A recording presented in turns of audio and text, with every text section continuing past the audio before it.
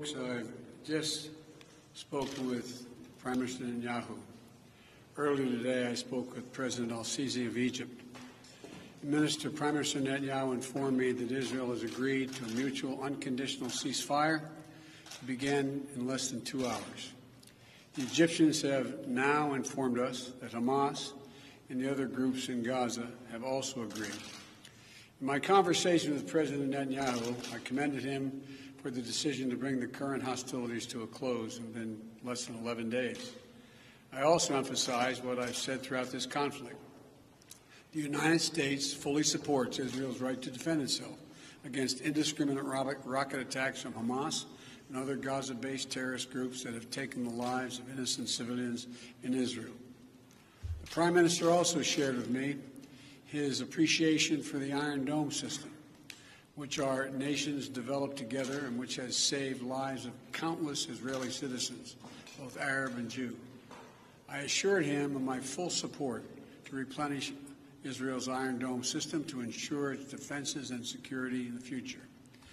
Over the last 11 days, I spoke with the Prime Minister 6 times. I've also spoken with President Abbas of the Palestinian Authority more than once, and part of our intense diplomatic engagement. And I want to also thank the Secretary of State, the Secretary of Defense, our National Security Advisor, and everyone on our team for their incredible efforts to bring this outcome that we're about to see. You know, we've held intensive high-level discussions, hour by hour, literally. Egypt, the Palestinian Authority, and other Middle Eastern countries, with the aim of avoiding the sort of prolonged conflict we've seen in previous years when the hostilities have broken out. I extend my sincere gratitude to President al-Sisi and the senior Egyptian officials who played such a critical role in this diplomacy. I also appreciate the contributions of other parties in the region who've been engaged in working toward the end of hostilities. These hostilities have resulted in the tragic deaths of so many civilians, including children.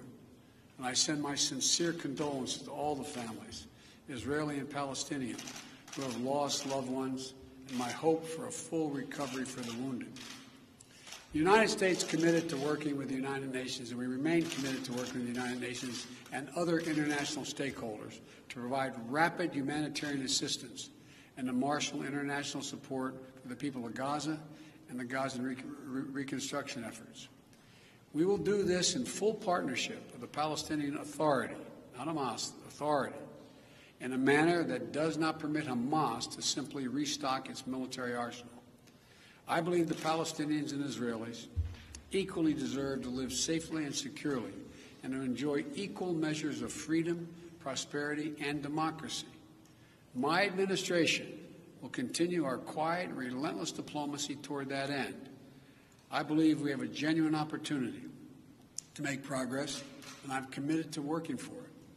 I want to thank you all. May God bless you all, and pray that this continues. Thank you so much. Shepard Smith here. Thanks for watching CNBC on YouTube.